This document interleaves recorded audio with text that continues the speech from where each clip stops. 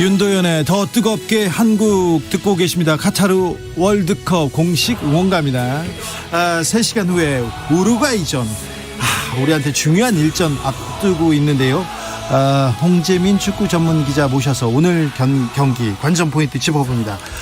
오늘 경기 사실 2010년 남아공에서 우리가 1대2로 졌습니다. 90년 이탈리아에서도 0대1로 패배했는데 우루과이 강팀입니다. 이번에는 서력할 수 있을까요? 서력했으면 좋겠습니다. 하지만 뭐 액면가로서는 확실히 뒤지는 거는 사실인데, 우루과이 강팀입니다. 어제 그제 사우디가 이를 내고, 어제는 또 일본이 이를 내고, 이제 뭐 우리도 이를 낼 수 있다, 이렇게 말씀드리고 싶네요. 자, 홍재민 기자는 손흥민 선수의 자서전을 쓴 분입니다. 손흥민 전문가로는 뭐 자타공인 첫 손가락인데, 손흥민 선수 컨디션 어떻습니까? 일단 마스크를 쓰고 뛰게 될 예정인데, 마스크가 사실 이 기능이, 심리적인 기능이 훨씬 큰 도구입니다. 그렇다면서요? 그래서 결국에는 마스크를 쓰고 경기력이 내려가냐 올라가냐, 마스크 때문이 아니고, 손흥민 선수가 그 마스크라는 부담감을 심리적으로 극복을 하냐 못하냐, 그 문제인데, 뭐 지금까지 봐온 손흥민이라면 그 정도 이 장애는 충분히 극복하리라고 생각을 합니다. 컨디션도 괜찮습니까? 괜찮습니다. 네. 자, 손흥민 괜찮답니다. 걱정하지 마시고요. 잠시만 카타르 현지와 연결해 보겠습니다. 현지에서 지금 붉은 악마 이끌면서 한국 응원전 준비하고 있는 이중근 붉은 악마 의장 연결했습니다. 안녕하세요.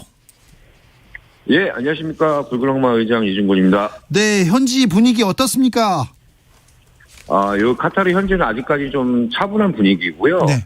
뭐 저희 한국처럼 재래시장이라든가 이런 데 다니면 여러 국가에 오신 서포터 여러분들을 만나실 수 있고, 거기서 같이 응원도 하고 차도 마시면서 놀고 있습니다. 네. 한국에서 원정 응원단 꾸려서 가셨는데요. 어떤 것들 준비하셨습니까? 꽹가리, 징 그런 것도 준비하셨어요? 아니, 그런 건 아니고요. 저희가 보통 일반적으로 경기장에서 쓰고 있는 탐이라든가, 뭐 이런 메가폰이라든가 이런 거 준비해 갖고 갔고요. 뭐 일부 관중들께서는 뭐 꽹가리라든가 이런 걸 갖고 온 걸로 알고 있습니다. 그렇습니까?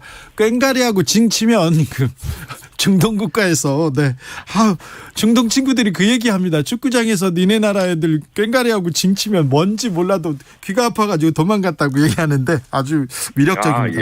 네. 자, 근데 아랍 국가여서 좀 응원에 제약이 있는 건 아닙니까? 일단은 첫 번째로 저희가 뭐 사전에 준비를 좀 잘 해가서, 저희가 그 원정에 쓰일 물품이라든가, 뭐 이런 것들은 이게 반입이 잘 되었습니다. 걸개라든가 이런 건 반입이, 악기라든가 이런 건 다 반입이 잘 되었고, 뭐 특별하게 제약이 아직까지 있는 건 아닙니다. 현지 교민들분들과 응원전 같이 펼칠 예정이신가요? 네, 일단 교민들 분께서도 저희 섹터 쪽에 모이시는 거를 좀 저희가 요청을 드렸고요. 뭐 만약에 티켓을 그쪽에 이제 발권이 됐다라고 하면 저희랑 같이 모여서 하실 수 있습니다. 우리 응원단 규모가 어느 정도로 예상됩니까? 저희가 지금 국내외 포함해서 저희 한국에서 나간 인원과 해서 포함해서 한 400명 정도 됩니다. 400명이요? 몇만 명, 그 경기장이 몇만 명 규모죠?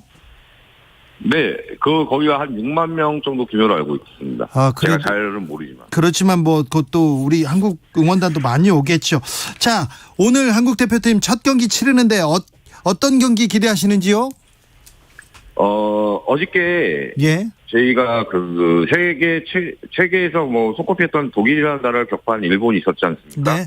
뭐 일본과 굳이 비교하진 않지만, 뭐 일단은 첫 번째 다치지 않고, 그다음에 상대를 이렇게 좀 누를 수 있는 압박에 의한 축구를 해줬으면 좋겠습니다. 알겠습니다. 저희는.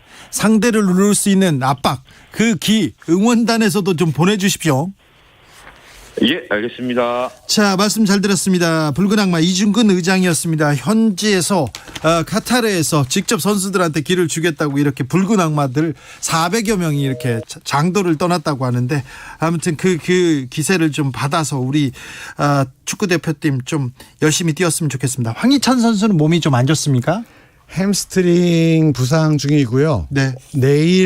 오늘 경기에 못 나온다고는 감독이 얘기를 했습니다. 근데 햄스트링 부상이라는 거를 생각을 하면 아마도 조별리그 두 번째 경기 가나전까지도 좀 힘들지 않을까라는 예상을 합니다. 자, 우루과이 대표팀 한번 살펴보겠습니다. 일단 여기에는요 핵이빨 수아레스 선수 조심하셔야 됩니다. 이 선수는요 화가 나면 막 물어요. 이거 그러니까 이게 축구는 발과 머리만 써야 되는데 이빨까지 쓰는데 위력적입니다. 하지만 나이 좀 먹었습니다. 에디손 카바니 아주 훌륭한 선수입니다. 헤어스타일 아주 멋집니다. 하지만 이 선수도 좀 늙었습니다. 수비의 핵 디에고 고딘 큰 경기 정말 많이 줄었습니다. 근데 늙었습니다. 머리 많이 빠졌습니다. 자, 근데 다른 선수들이 젊은 선수들이 더 무섭더라고요. 그렇습니다. 지금 말씀하신 세 선수 2010년 월드컵 네. 진짜 영웅들인데 네. 86년생, 87년생입니다. 네.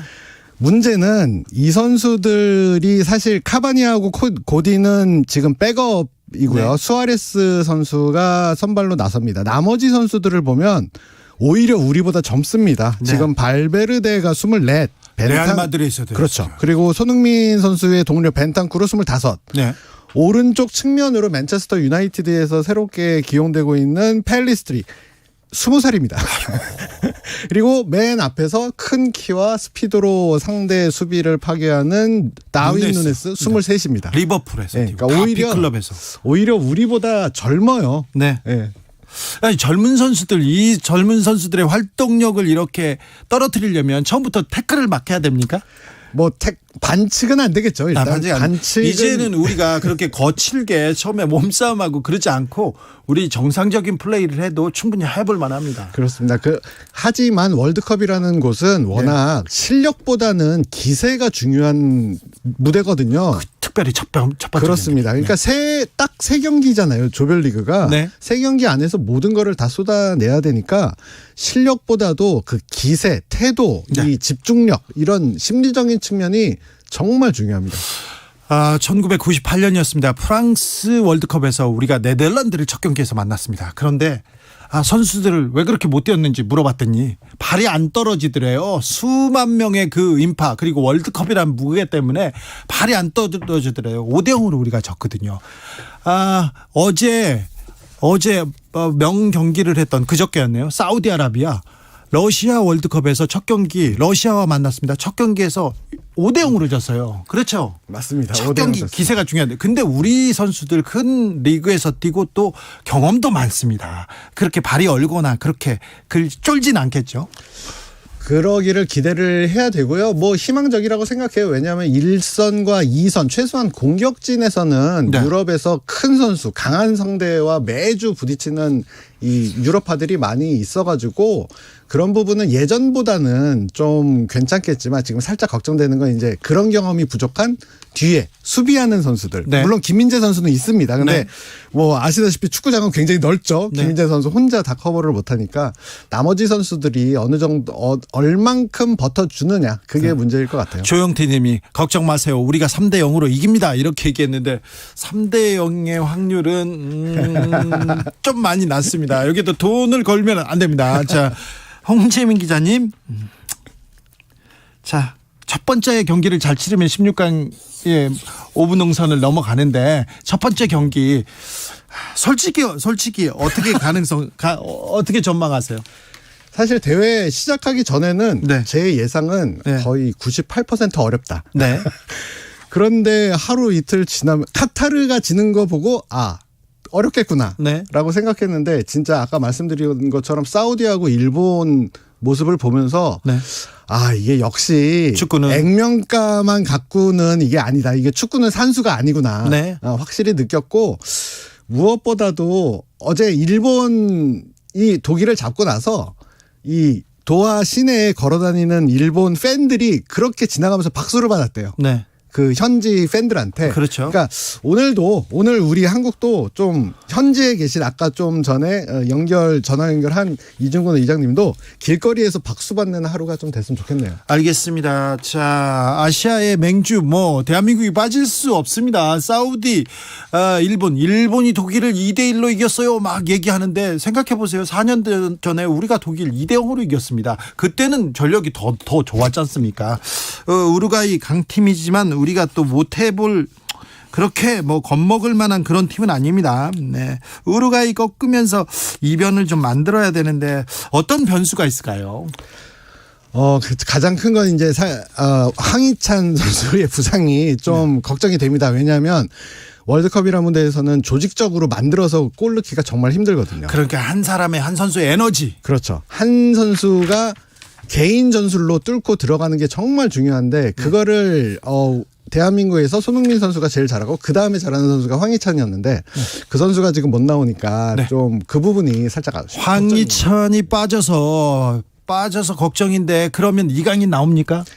이강인 선수는 일단 벤투호 안에서는 사실 우선순위가 그렇게 높은 선수는 아닙니다. 스타일상. 실력하고는 이것도 상관이 없어요. 알겠습니다. 스타일상. 4721님께서 주 기자님 98년 프랑스 월드컵 첫 경기는 멕시코였습니다. 맞아요. 멕시코에서 한테 3대1로 졌어요. 맞습니다. 첫 경기 하석주 선수가 이렇게 굴절돼서 넣었는데 그 다음에 흥분되고 블랑코한테 농락당하고 그리고는 5대0으로 이렇게 져가지고 네덜란드한테 져서 차범근 감독이 경질됐지요. 네. 그리고 허정무 코치가 이렇게 했었죠. 알겠습니다. 자, 마지막은 승부 예측으로. 자, 또 예측. 네. 홍재민 축구 기자는 몇 대 몇? 솔직히 말씀드리면 저는 2대1로 패. 자, 저는 1대0 승으로 갑니다. 네. 자, 결과는 내일 보고요. 홍재민 기자하고 내기한 거 해서 제가 뭘 뺏어가지고 여러분들한테 뭘 드릴 건지는 그때 발표하겠습니다. 홍재민 기자, 오늘 감사합니다. 감사합니다. 교통정보센터 다녀오겠습니다. 정현정 씨. 네, 퇴근길 일교차